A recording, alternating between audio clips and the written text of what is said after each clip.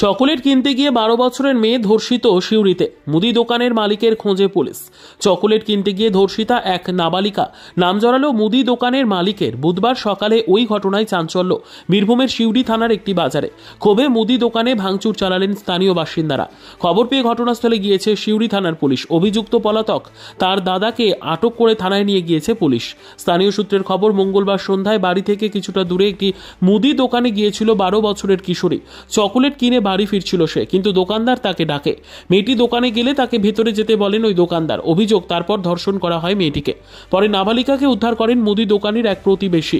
তিনিই নাবালিকাকে বাড়ি পৌঁছে দেওয়ার সঙ্গে সব কথা জানান বাবা মাকে।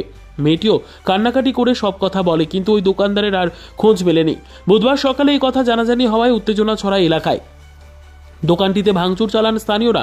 পুলিশ গিয়ে পরিস্থিতি স্বাভাবিক করার চেষ্টা করে। পাশাপাশি দোকানদারের পরিবারের এক সদস্যকে আটক করা হয়েছে। যে মহিলা মেয়েটিকে দোকান থেকে উদ্ধার করেছিলেন তিনি বলেন, আমি বাড়ির জানালার সামনে দাঁড়িয়েছিলাম, সামনেই মুদি দোকান।